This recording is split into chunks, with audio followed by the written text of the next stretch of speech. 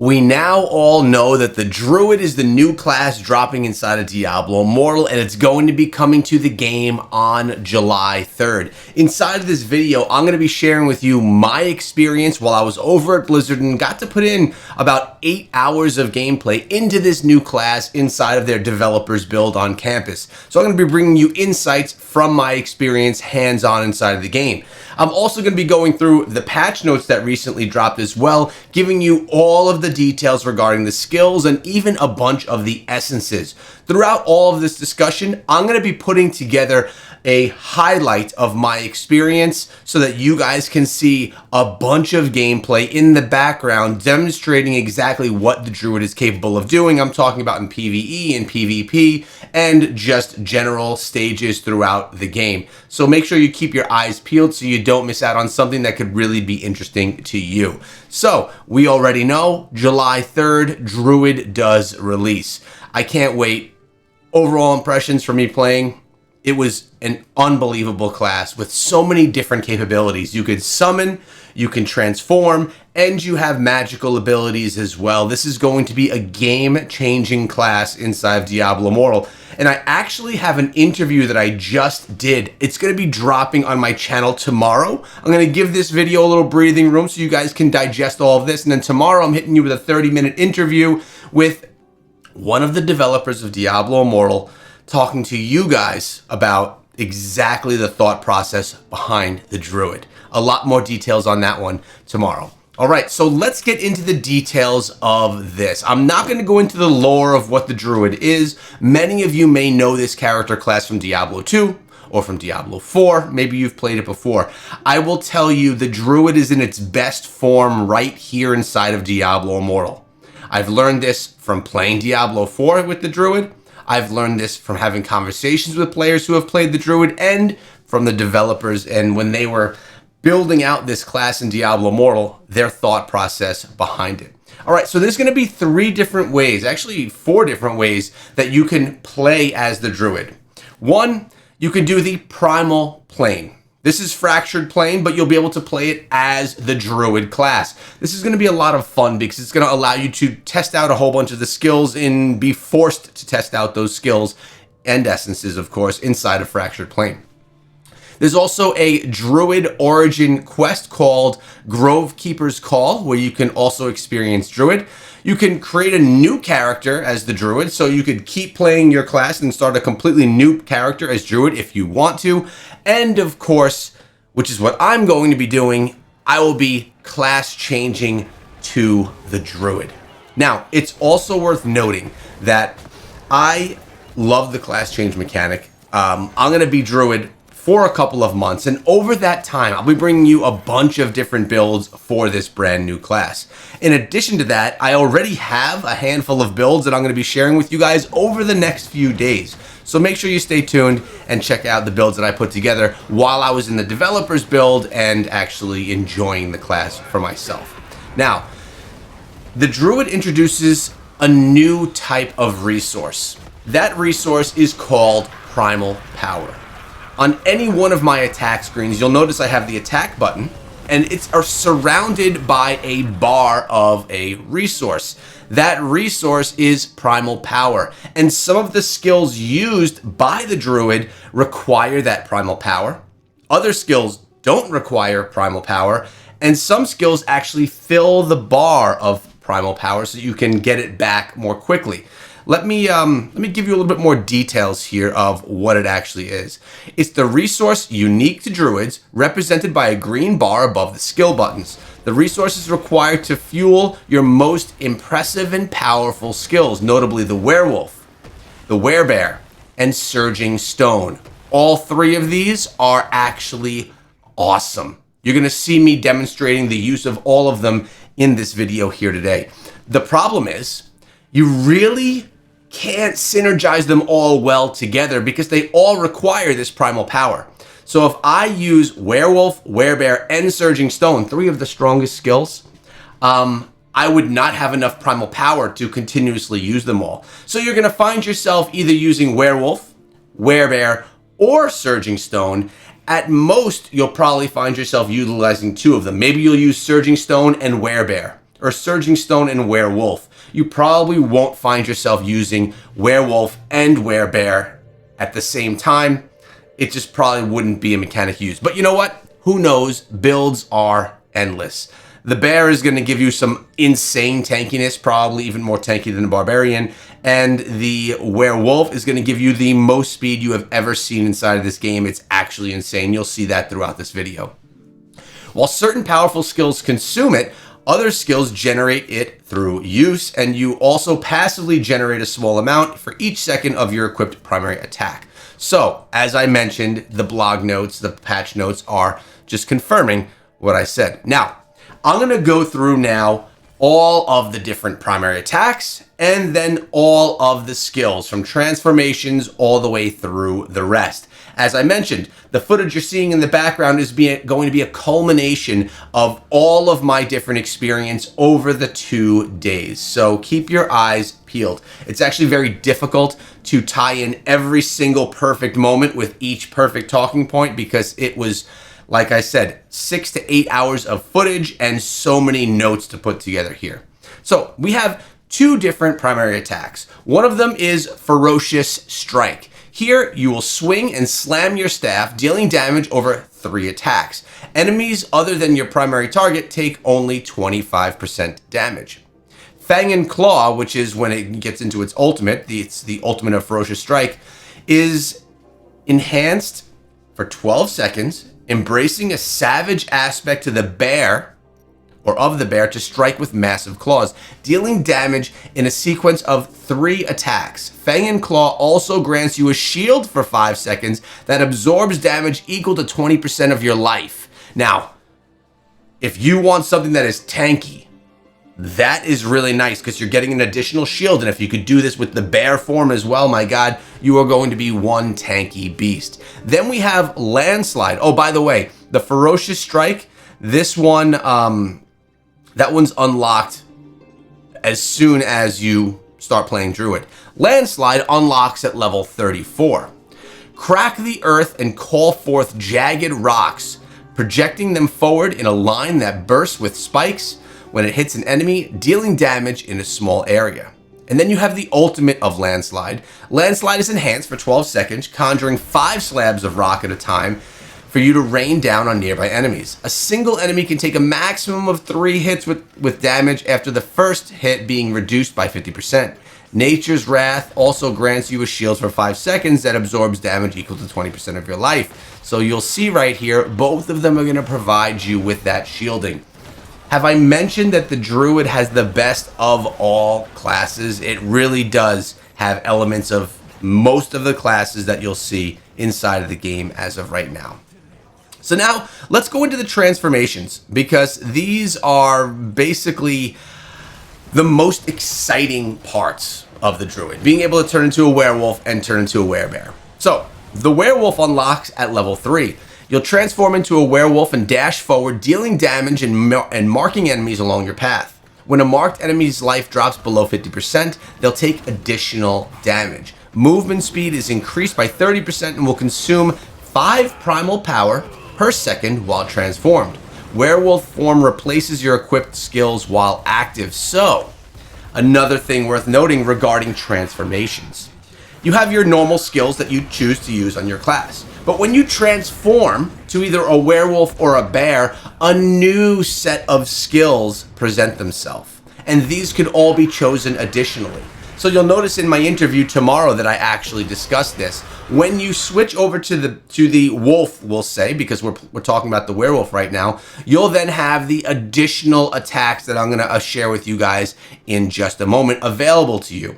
When that cools down or when you cancel out of it, then your normal skills will come back. So it adds a complexity to the game of you having to manage 2 sets of skills, and I quite like it. So one of the skills is, well, your primary attack is Swipe, a sequence of claw attacks where every 3rd attack causes enemies to bleed. You have Rend and Tear, dash forward, dealing damage to enemies along your path. Enemies below 50% life will be dealt additional damage and knocked airborne, maximum of 3 charges. You have Lunge, run quickly as you charge the skill, increasing your movement speed by 30%, release the skill and lunge forward, knocking back and damaging enemies in your path. This is the fastest skill inside of the game.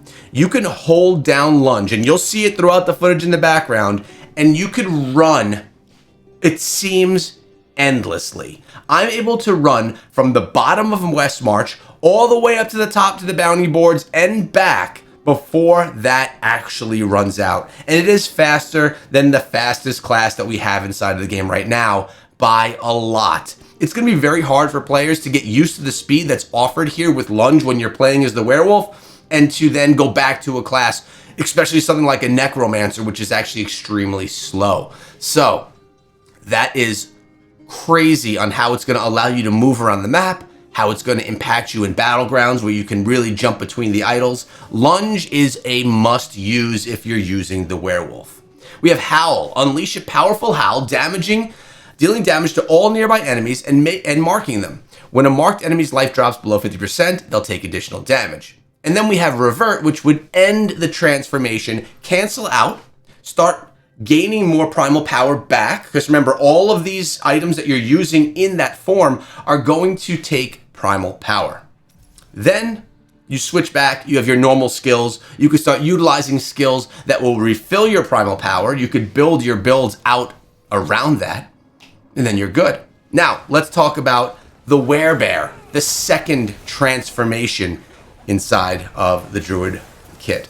This one unlocks at level 38. Transform into a werebear and roar, dealing damage and stunning nearby enemies every 2 seconds. Each time you are attacked while transformed, you gain 1 stack of Ursin Endurance, reducing the damage you take and the duration of loss of control attacks by 3%, stacking up to 10 times. You consume 5 primal power per second while transformed. Werebear form replaces your equipped spells while active. So again, there are now all of these new skills that come into play when you transform into a werebear. And now know the elk or wolf that you see jumping around, that is a transformation, but it is not one that you control in the same way that you do the werewolf or the werebear that we're talking about now. Those are the 2 primary transformations. We'll talk about that stag, I believe it's called, in a little bit. So the primary attack of the werebear is Maul. Swing your claws in a wide arc to damage enemies. You're basically mauling like this. Then you have Crush. Smash the ground with both hands, dealing damage to all nearby enemies and additional damage equal to 10% of your maximum life. Maximum 3 charges. You have Bound. Dash forward, knocking back and damaging enemies in your path. You're immune to loss of control and knockback during the dash. Bound is insane. I'll tell you what, I have a lot more experience utilizing the werewolf than I do the werebear, but the amount of tankiness and strength you get with the bear, you lose the speed from the wolf, but you gain strength that's unimaginable, stronger than any strength inside of the game right now. You have Mangle. Grab 2 enemies in front of you and slam them together, creating an explosive force that deals damage to all nearby enemies and stuns them for 1 second. Deal additional damage equal to 10% of your maximum life. The enemies grabbed and slammed together are stunned for 3 seconds. You seeing what I'm putting down right here? This bear is actually so insane. And then you have Revert, which again is to end the transformation. Now, those are just the 2 transforming type skills, the ones that are probably the most exciting of all. But we have a bunch of other skills. I'm going to go through all of them, and they may or may not be demonstrated on the screen as I talk about them. I'll try my best, but that may not actually happen. They will be demonstrated throughout the entirety of the video while you watch me put together different builds and try them out inside of the game. So we have Fire Tornado. Conjure a tornado of flame at a target location for 4 seconds that continuously pulls in, damages, and burns enemies. Generate 9 primal power when used. So you're noticing here, utilizing Fire Tornado as well as many of the other skills are going to generate the primal power, which is the power used to utilize other skills like Werewolf or like Werebear or like the Surging Stone mentioned earlier. We'll get into that. Next is Stag Charge. I said that you could turn into an elk.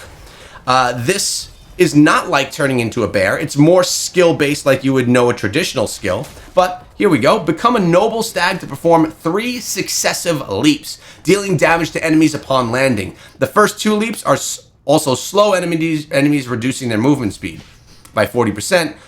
which can stack. The final leap also causes knockback. You're immune to loss of control and knockback while it's active, and you generate 6 primal power when it's used. I foresee Stag Charge being huge in PvP, but it's worth noting, Stag Charge can be a little bit more difficult to control. You literally jump, and jump, moving yourself around in more of an uncontrolled fashion. It's very difficult to land directly where you want to without a lot of practice, and even then there is an element of lack of control there. But you do gain 6 primal power. Stag Charge is fun. It's another transformation, which is always cool because you're playing a class that you want to transform with. And again, PvP, that's going to be a big one. Now, you could also summon things, just like a necromancer. And this is also quite fun. By the way, Stag Charge is available, and so is Fire Tornado directly upon being this class. Then, unlocking at level 8, you have Summon Wolves. Yeah, you see the wolves around me in the game. Those are my summons, which are going to fight alongside of me. Passively summon 2 wolf companions to fight alongside of you. If lost, wolf companions resummon after 6 seconds. Activate to command your wolf companions to pounce on a target, damaging enemies near the location and causing them to bleed. And you gain 6 primal power when utilizing these summon wolves. Of course, there's going to be summon builds because wolves are not the only things you can summon that are going to be used for farming. It's probably going to happen. These unlock at level 8, and they're also pretty fun to play with.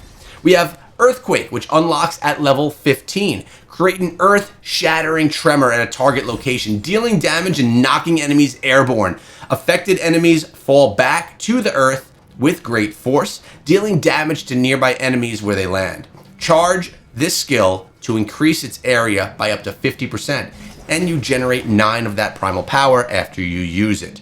Earthquake is something similar to Earthquake you may know from Barbarian. It just plays out a little bit differently, and of course, it impacts the primal power element to it here as well. We have Raven Swarm, unlocking at level 20. Become a flock of ravens and fly to a target location during which you are untargetable. You deal damage to nearby enemies when you arrive at the target location, reverting to your original form. Maximum of 2 charges, regenerating 6 primal power. So now you can also transform into a flock of birds, which is pretty awesome. We have Thorn Armor. I used this and quite liked it. There's also a lot of essences which change how it works. It reminded me a little bit of the armor that you get with the Necromancer. Grant nearby allies Thorn Armor for 5 seconds that absorb damage. Thorns will erupt from you when attacked, dealing damage to nearby enemies and slowing them by 40%. Can occur more often than once every second. Generate 9 primal power when used. Pair this with bear form, you get something pretty strong right there. Summon Grizzly, unlocking at level 41. So this is not you transforming into a bear, this is you summoning a bear to go with you, kind of like a golem. Summon a grizzly companion for 24 seconds that leaps to a target location and roars, dealing damage to nearby enemies and stunning them for 4 seconds. The grizzly companion strikes enemies with its claws every 5 seconds. They can smash the ground, dealing damage and knocking back enemies.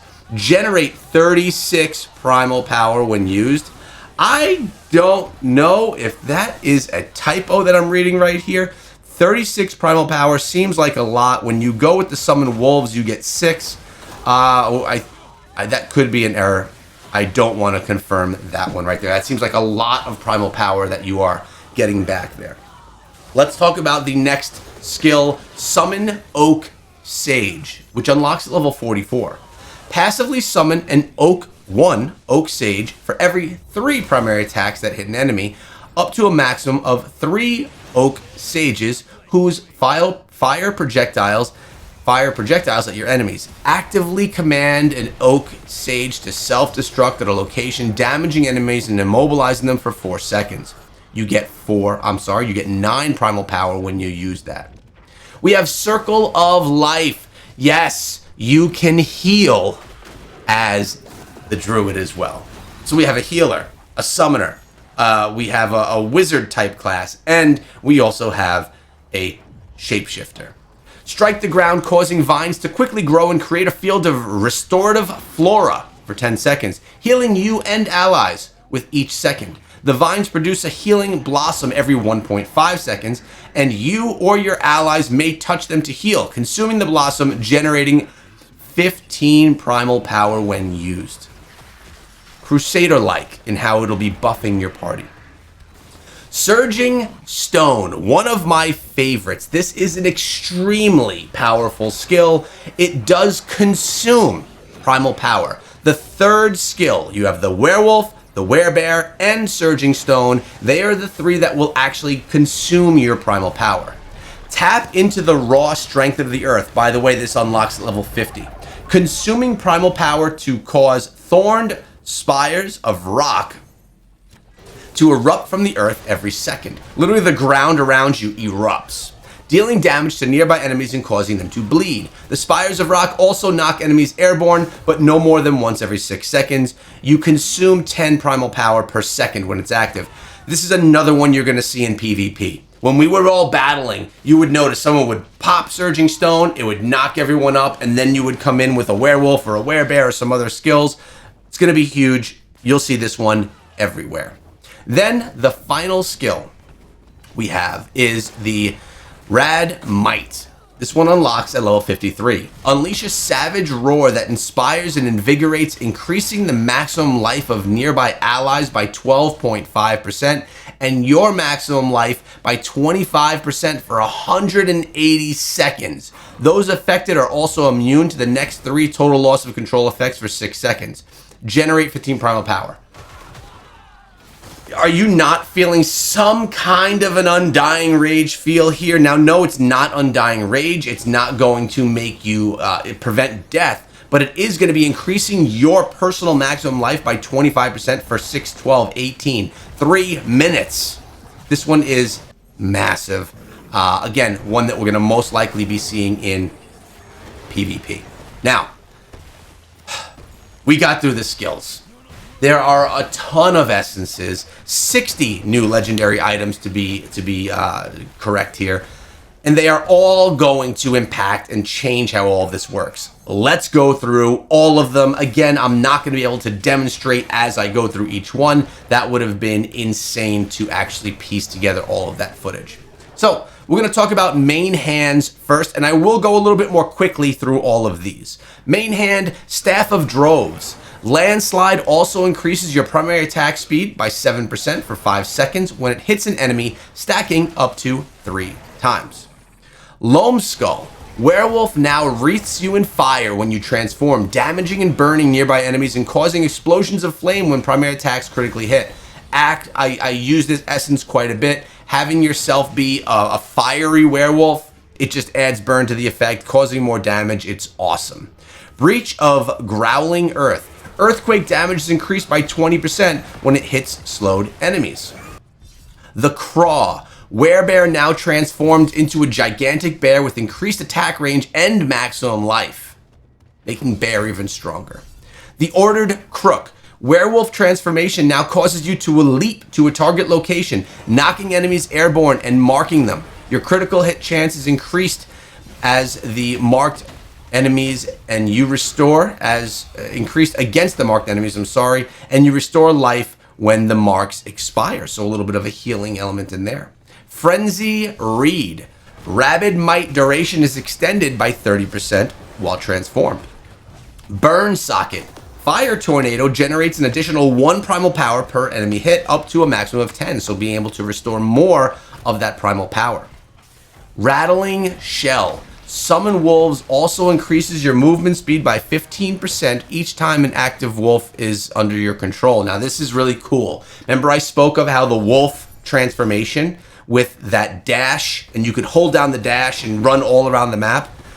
If you have 2 wolves summoned with you, you can get an additional 30% more speed. So if you pair werewolf with the summon wolves, you can be unbelievably fast. I can't wait for you to try it. You're not gonna, it's actually mind-blowing how fast you are. 100 Wings Shade. Raven Swarm now dashes forward as a flock of ravens, during which you're untargetable and damages enemies along your path. A portion of the cooldown is returned if no enemies are hit. And Lift the Lawborn. Earthquake also grants you a shield for 4 seconds that absorbs damage and makes you immune to 1 total loss of control effect. Those are all the main hand items you can use. Now we're going to go into the offhand. Goring Brace. Ferocious Strike generates an additional 5 primal power when hitting an enemy. It can only occur once every 3 seconds. Distant Hissing. Rend and Tear Werewolf now slashes with both claws, unleashing a claw wind at enemies in front of you. If burning enemies are close to you, the range of the damage of the claw wind increases and knocks enemies back. So you could pair this with the Flaming Wolf skill and do even more damage. Hobbletooth. Crush Werebear now slams the ground to create a shockwave, damaging and slowing nearby enemies, and it can be used during other skills. Ife's Nails. Mangle, utilizing Werebear, consumes 15 primal power after use to reset its cooldown. This cannot occur more often than once every 12 seconds. We have Serarkin. Summon Oak Sage now actively summons projectile Oak Sages to orbit you, each granting damage reduction and immunity against total loss of control effect. Now, I do have to mention, the Oak Sage was probably one of my least favorite skills to use. It doesn't always work around you unless if other actions are happening, so it was a little bit more difficult, less exciting for me to use. I'm not saying it's a bad skill, it was just probably one of my least favorite while I was there. Curious to see how I like it as I get more playtime with it when this does go live on July 3rd. We have Mauler's Mitt. Crush with the Werebear now empowers you, causing your primary attacks to smash the ground and damage nearby enemies. With critical hits, causing spikes of rock to erupt from the ground for additional damage. Scar Carver. Rend and Tear, the Werewolf, now causes you to dash forward and strike, and if the attack hits you in an active, powerful follow-up attack, that sweep attack in a wide arc, dealing additional damage to enemies at low life. So, let me read that one again. If the attack hits you, you can activate a powerful follow-up attack that sweeps in a wide arc, dealing additional damage to enemies. So, that one right there, making Werewolf a little bit more powerful with that attack. Tuskguard. Summon Oak Sage now actively summons 3 Oak Sages who infect enemies with smolder seeds that explode if the enemy is affected by burning. I did mess with this one, and it was actually pretty cool utilizing it in a PvP focused event because you could have these explode inside essentially of your enemies. We have Sapling Claw. Summon Oak Sage now actively summons a ring of Oak Sages that automatically seek out targets and self-destruct, damaging all nearby enemies. Hungry Blades. Your summoned Grizzly, the summoned Grizzly Bear, generates 2 primal power when it takes damage. Cannot occur more often than once per second, so you can have it generating even more power. Let's take a look at some of the chest plates. Saved by Nature. Circle of Life now grants nearby allies a regenerative seed that continuously heals life and heals a large amount if their life drops too low. So another really nice support skill. Coat of Fecundity. Thorn Armor now creates an area of thorny vines that follow you, continuously damaging nearby enemies and infecting them with smolder seeds, which explode if the enemy target is burning. I loved this one. I utilized this one myself. It shields you and does damage. This coat was an awesome one if you're utilizing the Thorn Armor. Earth Bindings. Earthquake now smashes the ground and empowers you, causing your movement to unleash aftershocks every few yards. Life Begets. Circle Life now passively heals you while you avoid damage and can be activated to heal you in a burst of energy that also damages and stuns nearby enemies. But the burst triggers automatically if your life falls too low. It's kind of, again, like an Undying Rage, in a way. Not quite as strong. Wild Surrender. Circle of Life is now channeled, continuously healing life and generating primal power. You gain damage reduction, but cannot move while channeling. Saw Notch. While a Werebear, each enemy you kill will increase your attack and movement speeds by 8% for 4 seconds, stacking up to 3 times. Barb Mantle. Thorn armor now only shields you, and while active causes your attacks to scatter thorns, damaging nearby enemies. The skill can be triggered on a primary attack. I was utilizing that one as well, being very selfish with my armor. Flesh is fertile ground. Thorn armor is now toggled on or off, and while on, it consumes primal power to grant damage reduction to all enemies and allies that continuously damage nearby enemies. Break plates. Fire Tornado also shatters enemy armor, increasing the damage they take by 10% for 3 seconds. And Whispers of the Soil. Earthquake now conjures a swirling maelstrom of rock at a target location, damaging and petrifying enemies within. Allied summons in the maelstrom gain a protective shell, taking reduced damage and gaining immunity to knockback and loss of control effects. Now, it's also worth noting that since this is a new class and that there's limited numbers of essences with this class, sometimes you feel, especially it was with either the main hand or the offhand, that there were just not the essences that you needed for the build that you had, because you may not have been utilizing the skill for that build. So I did find myself, when putting different builds together, having either main hand essences or secondary hand essences that were just not functional with the build, because the skills that were offering essences didn't fit inside of that build. That's a little bit of a wear and tear that we're going to have to deal with as time goes on, because there just haven't been a ton of those skills released just yet. But as much essences released. As more essences become released, that'll be something that fades over time. Let's take a look at the legs. Unstoppable Redress. Rend and Tear Werewolf can be used while under the effects of total loss of control, consuming 15 primal power and removing the status. Thrive Greaves. Rend and Tear Werewolf consumes 5 primal power, increasing its critical hit chance by 25%. Now notice, this changes how those skills of being werewolf actually play out. Shattergroose. Crush Werebear also shatters enemy armor, increasing the damage that they take by 15% for 3 seconds. PvP much? We have Scorched Birth. Stage Charge now leaps to a target location, generating primal power based on the number of enemies that it hits. Ravenger's Truce. Lunge Werewolf deals 25% increased damage but consumes 5 primal power when used. Addle Ambulance. Rabid Might now increases your maximum life until you die and temporarily increases the damage of your primary attacks based on your current primal power. Savagery Adored. Using Rend and Tear, Werewolf also increases your critical hit chance of primary attacks by 15% for 3 seconds. Lightning Drapel. Summon Oak Sage damage is increased by 5% for 5 seconds each time they attack, up to a maximum of 20%. Occasional Pillar. Surging Stone deals 25% increased damage but consumes 25% more primal power. So hits harder more quickly, but it's going to run through that primal power a lot more quickly. Mud Rooters. Your summon wolves heal you for 30% of the damage that they deal.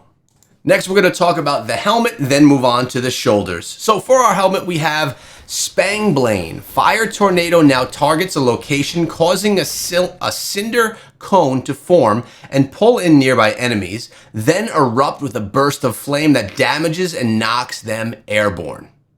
Trailing Vine. Thorn Armor also increases your critical hit chance by 8% while active. Love that. Spring Veil. Bound Werebear is now toggled on or off, and while on, you consume primal power to continuously sprint forward, damaging and knocking back enemies in your path. Mask of Pouncing. Stag Charge also increases your primal power generation by 30% for 3 seconds. Snarling Face. Lunge Werewolf now causes you to perform a quick backstep before dashing forward. If you hit an enemy, trigger a powerful follow-up uppercut with both claws that knocks them up and airborne. Bounding Accuracy. This is Bound Werebear now leaps to a target. damaging all enemies and increasing the attack speed and critical hit chance of your primary attacks. That's when you are in the werebear form. Bonfire Crest. Fire Tornado now unleashes an explosion in a target location that damages and burns enemies. Skill can be triggered on a critical hit with a primary attack. The Yawning Maw. Summon Grizzly now summons a flaming bear that continuously burns nearby enemies and can be commanded to leap to a location, damaging enemies and increasing crit hit chance. Now, this is just like the Flaming Wolves. You have the Summon Wolf. The Summon Wolves can be flaming, now so can the bear. We have Ashmonger. Fire Tornado now unleashes an expanding ring of fire, damaging and burning enemies. Burning enemies explode when their life falls too low. And Gilded Majesty. Summon Grizzly now summons a bear imbued with relentless power of the Forest Thicket. Able to attack with stunning thorns, consume primal power to resurrect, and be commanded to leap into a group of enemies and taunt them. So Summon Grizzly getting a lot of powers. Again, very much reminding me of the Summon Golem with how many different forms there are of it. And then finally we move on to the shoulders, and then I'll give you my final feelings of the class overall from my experience. Shoulders, Grand Endurance. Bound, Werebear now causes you to jump to a target location, damaging enemies and gaining an absorb shield. While the shield is active, you take reduced damage. The bear getting tankier. Braze Bark. While a werewolf, you deal 10% increased damage against enemies suffering from a continual damage effect. Pete's Palled. Bound, Werebear increases your movement speed by 40% for 3 seconds when hitting an enemy. Promise the Obscure. Mangle, Werebear, now unleashes a sequence of 4 attacks as you move in a direction, knocking back enemies. You're immune to knockback and loss of control during these attacks. All are Prey. While a werewolf, you deal 20% increased damage to enemies, reducing by 5% for every ally within 5 yards of enemies. Pile of Plenty. Bound Werebear. Cooldown is reduced by 0.5 seconds each time your primary attack hits an enemy, up to a maximum of 2 seconds. Thrill of the Hunt. While a werewolf, generate 3 primal power for each enemy killed. Can only be triggered once every second. Bargeist Bacon. Summon Wolves now summons fire wolves to fight alongside of you and to burn enemies while you command to breathe fire and increase their attack speed. While we can... Oh, they can be commanded to breathe fire and increase their attack speed. That's interesting. I actually didn't notice that. And I mentioned this a few moments ago, although I hadn't mentioned it prior when I was talking about the bear's fire. We have Sore Skull. Raven Swarm now also increases your movement speed by 30% for 3 seconds. And the Great One. Summon Wolves now summons a single dire wolf that takes reduced damage by consuming primal power when hit and be commanded to dash towards enemies. On July 3rd, all of you are going to have the opportunity to play this class. This is obviously the biggest part of the entire 3-year anniversary of Diablo Immortal. We had the Blood Knight, which was a brand new class. We had the Tempest, a brand new class. And now we have the Druid, a returning class to Diablo, which is a topic that I discuss with the game developer in tomorrow's interview. You're going to want to definitely watch that for sure. I'm not going to give you any more details on it. Overall, I think that this class is extremely powerful. I think that you have the ability to build it in so many different ways, different than any other classes we've experienced so far inside of the game.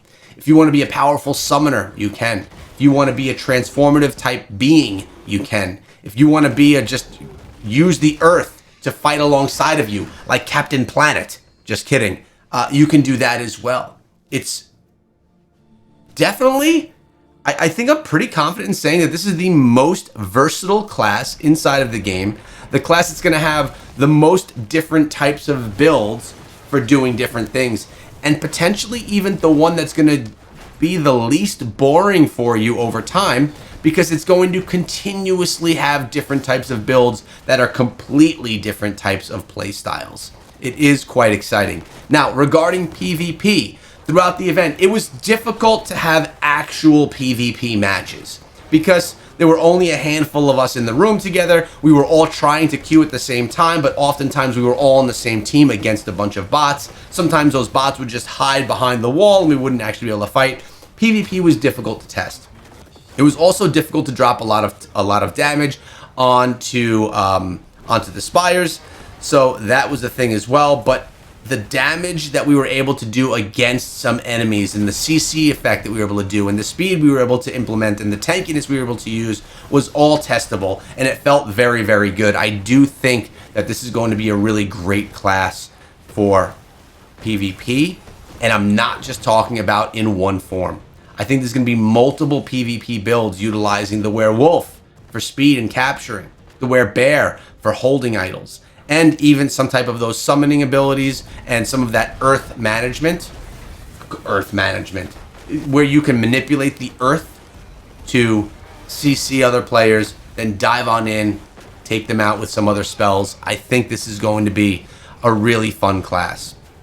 When you're sitting at a computer and you're playing the game for 4 or 6 hours at a stint, it gets really difficult to test it all. You find yourself putting together a certain build and then wanting to take that build into different areas of the game to really test it out and to see how well it does. And to be honest with you, I wasn't able to build every single build. I wasn't able to use every single essence. There just wasn't enough time. And I focused on utilizing some of my favorite skills, the ones that I enjoyed utilizing the most, some of which you've probably seen being featured throughout this video right here. Those are what I've been those are what I was utilizing to really just get some enjoyment and understanding of. I think you guys are really going to be pleased with this class. I think it's a lot of fun. I've been excited about it since it was data mined 6 months ago, if not longer. I've played it in D4, enjoyed it in D4, but I'll tell you what, I enjoy it even more in Diablo Immortal. And speaking with other players that were there testing it with me, speaking with developers, they took all of the kinks, all of the sore areas of this class out, and they added elements to the class that make it more usable, more fun. They brought in Primal power into Diablo Immortal, which is incredible, and they really just made a class that I think is going to be a favorite by many for quite a while. I would definitely tell all of you to try out this class. Whether you do it through a class change, you start a new account, or whatever it may be, try out the class. It is a ton of fun. You can't go wrong. I'm going to be bringing you guys a bunch of guides, different builds, and that interview over the next few days. I urge you all to be around. Watch those videos so that on July 3rd, when this class does launch, you will be ready to go with something in mind, because there is a lot to learn here. In addition to that, on July 3rd, when the update launches, I will be live. I hope to see all of you guys there. I appreciate you watching until the end, and if you found value, please subscribe for daily Diablo Immortal videos.